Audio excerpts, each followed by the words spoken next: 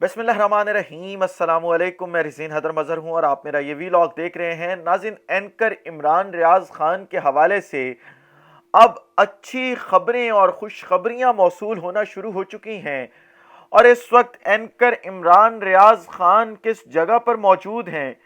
क्या कर रहे हैं और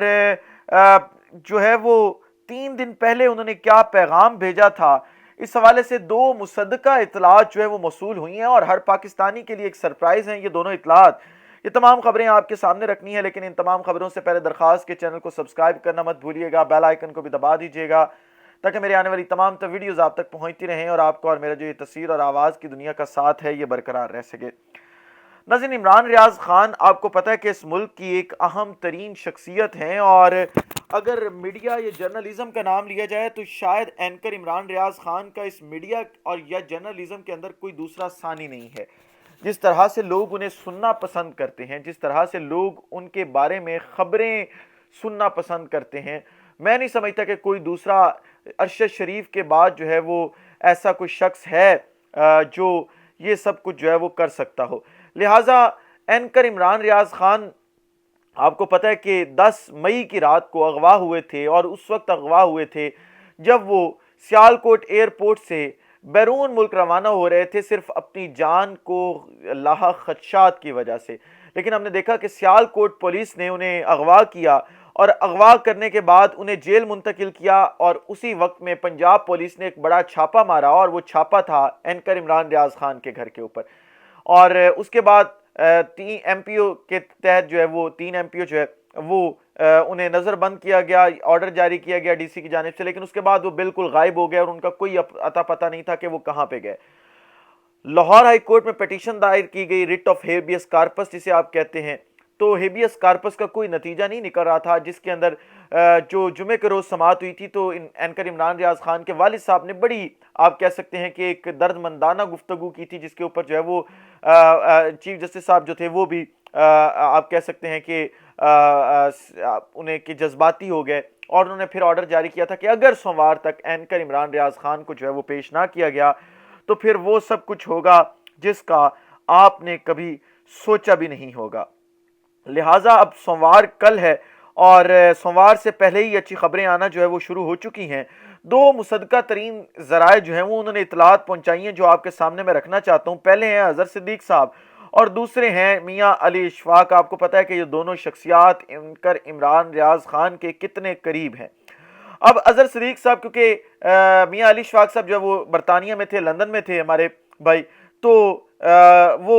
उस केस की पैरवी उस तरह नहीं कर पा रहे थे। उनके जो एसोसिएट्स हैं वो इस केस के अंदर जो है वो पेश हो रहे थे, लेकिन उसके बाद हमने देखा कि अज़हर सिद्दीक साहब भी बरतानिया थे। तो अज़हर सिद्दीक साहब जैसे ही वापस पहुंचे उन्होंने इस केस को टेक ओवर किया और फिर मामलात को आगे लेकर चले। अब अज़हर सिद्दीक साहब ने आज ट्वीट किया तकरीबन 6 बजे और उन्होंने ट्वीट ये किया कि इमरान रियाज़ ख़ान के बारे में बहुत अच्छी खबर आने वाली है, अल्हम्दुलिल्लाह वो खैर व आफियत से हैं। ये 6:03 पे ट्वीट हो रहा है,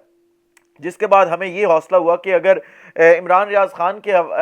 वकील जो हैं, और आपको पता है कि अज़हर सिद्दीक एक अच्छे और काबिल वकील हैं, अगर वो ये खबर दे रहे हैं तो फिर वाकई कुछ ऐसा आने वाला होगा जिसमें हम ये कह सकते हैं कि कुछ बड़ा है, और वाकई अगर वो ये कह रहे हैं कि वो खैरियत से हैं तो वो खैरियत से होंगे। लेकिन सोने पर सुहागा उस वक्त हुआ जब मियाँ अली इशफाक ने एक ट्वीट किया 6:05 पर, और वो ये लिखते हैं कि कल की अदालती कार्रवाई में इमरान रियाज़ के वकला की तरफ से सरप्राइज का इंतजार करें।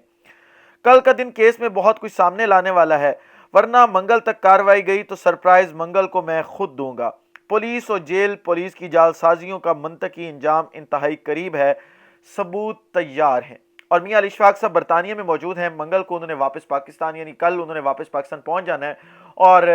मंगल को जो है वो इस केस के अंदर खुद अपने पेश होंगे और फिर मामलात को जो है वो लेकर आगे चलेंगे। अब आपके सामने है पूरी की पूरी कहानी, लेकिन इस सब के बाद साबिर शाकिर की एक सोर्स हैं, उन्होंने जो खबर दी है वो सबसे एक अहम खबर आप जो है वो कह सकते हैं। साबिर शाकिर साहब का जो सोर्स है वो ये क्लेम करता है कि एंकर इमरान रियाज़ ख़ान को, जिस तरह से आपको याद है कि अज़हर मिशवानी को उठाया गया था, रिहा कर दिया गया था, फिर हमने देखा कि औरिया मकबूल जान उनको उठाया गया फिर घर पहुंचा दिया गया, उसी तरह से एंकर इमरान रियाज़ ख़ान को जो है وہ رہا کر دیا گیا ہے اور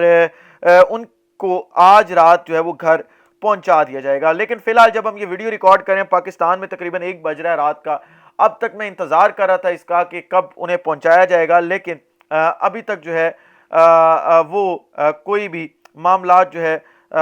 وہ ہوتے ہوئے نظر نہیں آئے۔ کل عدالت میں ہو سکتا ہے کہ کوئی جو ہے وہ بہت بڑا سرپرائز دیا جائے، عمران ریاض خان صاحب عدالت میں کہیں سے وہاں سے آ چکے ہوں اور عدالت میں کل اچانک پیش ہو جائے، کچھ بھی ہو سکتا ہے کل کے دن میں، لہٰذا کل بھی آپ کو لمحہ بلمحہ اپڈیٹ رکھنے کی کوشش کریں گے۔ لیکن یہ المیہ ہے اس ملک کا کہ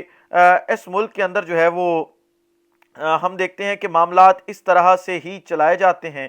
اور چلانے والے معاملات جو ہیں وہ آپ کو پتہ ہے کہ کون چلاتے ہیں، اس کے پیچھے کون ہوتا ہے۔ اور اینکر عمران ریاض خان ہوں، حامد میر ہوں،